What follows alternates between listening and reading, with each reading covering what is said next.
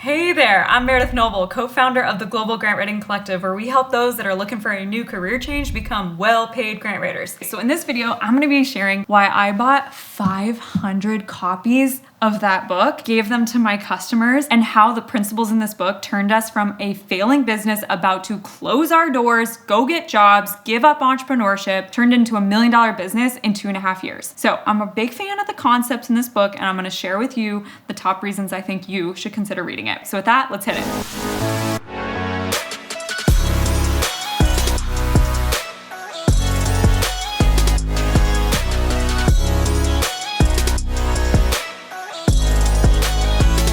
All right, so I started binging on Dan Martel's podcast. You can definitely go check it out and enjoy it. Like goals, that's what I want to sound like. They're really, really informative. So I was literally painting and staining these picnic tables, listening to all of them, and I realized, man, he's talking about this SaaS accelerator. It's the program that's for the businesses that aren't yet at $10,000 in monthly recurring revenue. And I thought, like, I want into that. So we finagled our way in, even though we are not a software business, but I have the mindset of one, and I really, really liked what he was teaching. And so Alex and I introduced ourselves. We literally were like one of 5 women in the whole program, put on wigs, you can see here, and made this really fun intro video, which was a blast and definitely left an impression for sure. But we learned so much in that program. We learned how to set up an SOP playbook. Like, what even is that? How do you hire? How do you build like an operations in your company culture? I mean, you name it, we learned it there. It was amazing for the fundamentals of business. Because again, whether you're a software company or you're a different kind of business, like there are certain rules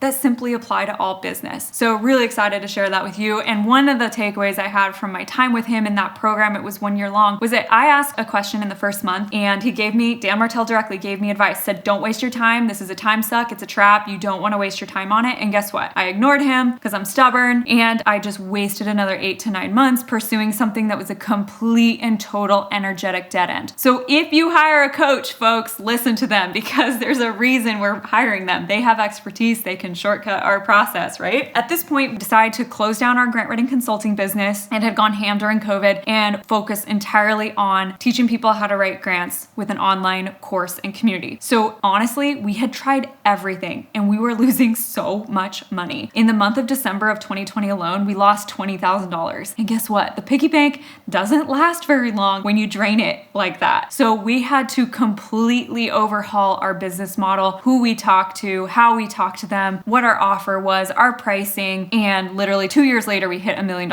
in revenue. Okay, so when I tell you that this book has changed my life, I'm not exaggerating. And for that reason, when Dan was publishing a book a couple months ago, I bought 500 copies, 300 I gave to customers that gave us their address, mailed it out to them, and the other 200, I literally still have several, I'm giving away at various events that I go to here in Anchorage, Alaska. One of the top 3 takeaways I want to share with you about this book is the following. Business is not the promised land unless you design it that way. So what do I mean? People are drawn to entrepreneurship because you want the schedule flexibility, you want the freedom, you want the pay. And then guess what? You work 4 times harder than you would have ever for a regular job. You feel like you're not making as much money. You got the worst boss ever, that's you. And people end up wanting to either implode their businesses. It never quite hits the success level that they want. Or maybe if it does succeed wildly, you haven't built a business that's actually given you the schedule and lifestyle freedom to enjoy your life. And so what's the point, right? What's so important about this concept is that we're going to be buying back our time so that when you hit a nice sunny Wednesday, like we're here in Alaska, we haven't seen one of those in a while, you can just take the day off and go enjoy it. There's no question of it. The business isn't going to fall apart.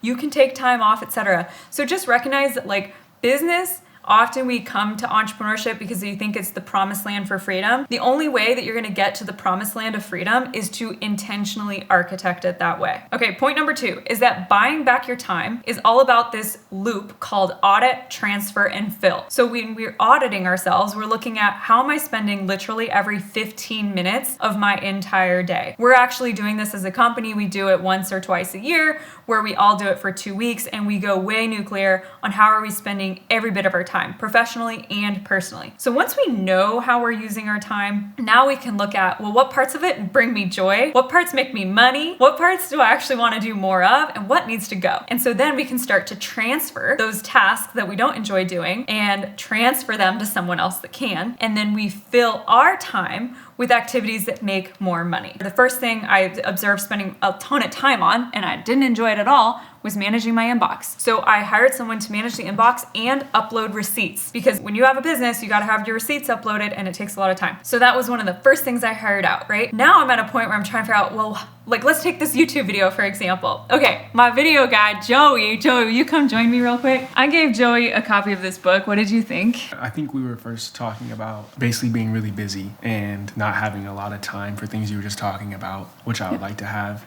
And you were like, you don't have to do everything. And actually, I got a book for you.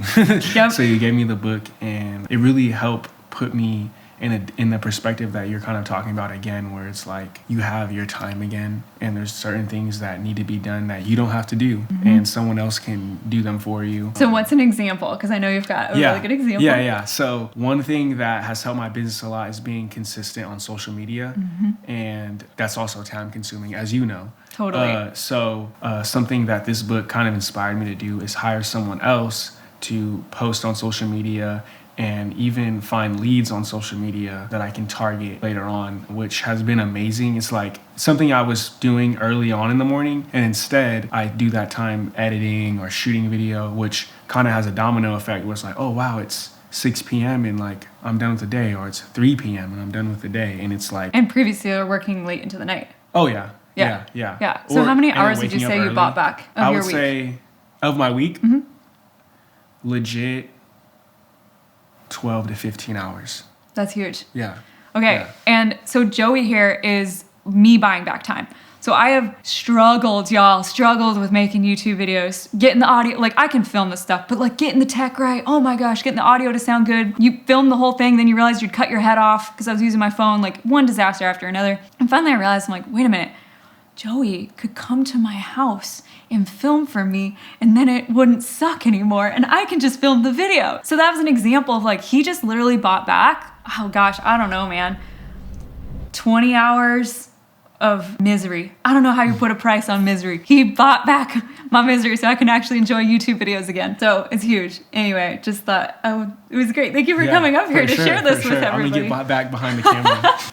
Make the video guy nervous, making him come up in front of the camera, right? All right, so an example of filling your time too. I literally posted an ad at a local coffee shop to get someone that could help me go to Costco. I hate going grocery shopping. It's literally one of my least favorite things to do. I hired this local gal to do it, and she did it in the evening. I was tired, so I'm laying on this couch and I'm reading a book, and I'm like, Meredith, this isn't really like the fill portion. Like, you're not making money reading a book here. But by resting and reading that book and chilling out, I then was able to go bang out like 75 minutes of work where I produced an incredible, don't even remember what it was, but I know it was incredible. And it was a money generating activity in 75 minutes of just power hour work. Whereas if I'd gone to Costco and come back, you better believe there's no energy left after that. I wouldn't have wanted to do anything. And instead, like, the groceries arrived, they're put in my fridge, voila. There's just literally an infinite number of possibilities. Okay, point number 3, and I'm shifting over for this. There is nothing a matrix can't fix. Okay, so the matrix that Dan uses in his book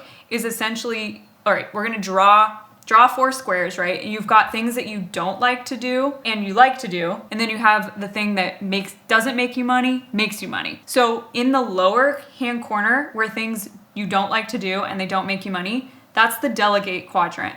We want to unload you from any of the tasks in that square as quickly as possible. Then we have the replacement one. So this would be, it makes you money, but you don't enjoy doing it. Replacement would be this, like Joey coming in and helping me make these videos. Like, he took the parts of the task that I didn't like and they're a little bit harder to fill. Or let's say like coaching calls.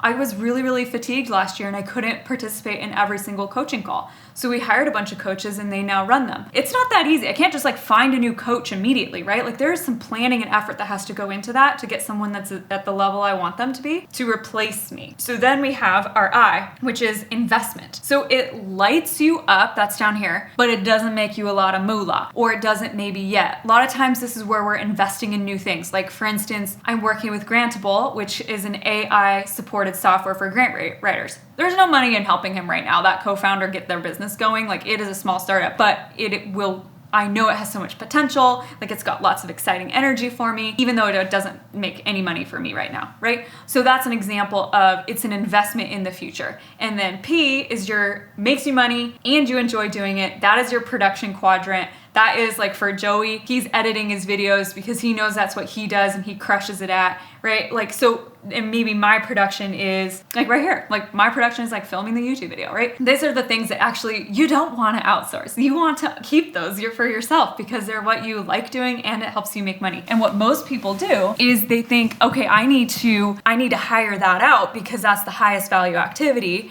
And then pretty quick, you are the administrator to your business. And that's not very fun at all. You want to be doing the thing that you enjoy doing that can make more money. And here's the other thing. Outsourcing doesn't have to be a person necessarily anymore, right? I have a peer in a mastermind that I'm in that is so picky about her copywriting. She doesn't like anyone else writing her emails, but she knows she shouldn't be doing it. Well, she spent a bunch of time training ChatGPT in her voice, and ChatGPT now writes emails that Adelaide loves. And she will never fire ChatGPT because like he, she, whatever gender ChatGPT is, nails her voice. And so therefore there's a lot of ways you can start outsourcing pieces of this quadrant with technology that aren't necessarily hiring a person to do it. Though I'm telling you, building a team around you is 1000% where it's at. The bottom line is we can have it all, but we can't do it all. And the way that we don't do it all is we start to look at how can I buy back time professionally and in your personal life. Get someone that can help you clean your house. Get someone that can go fill up, like hire the neighborhood kid to go do your grocery run, to pick up dry cleaning, to run chores. Like obviously you can work up the ladder from there and start hiring out for even more and more complex tasks. But just recognize like this is that secret. The secret is not that we can do it all. It's a fallacy. It's simply not possible. So if you're looking for the secret key to unlock, like getting a ton of help and enjoying your life a lot more, is learning the principles in this book of how to buy back your time.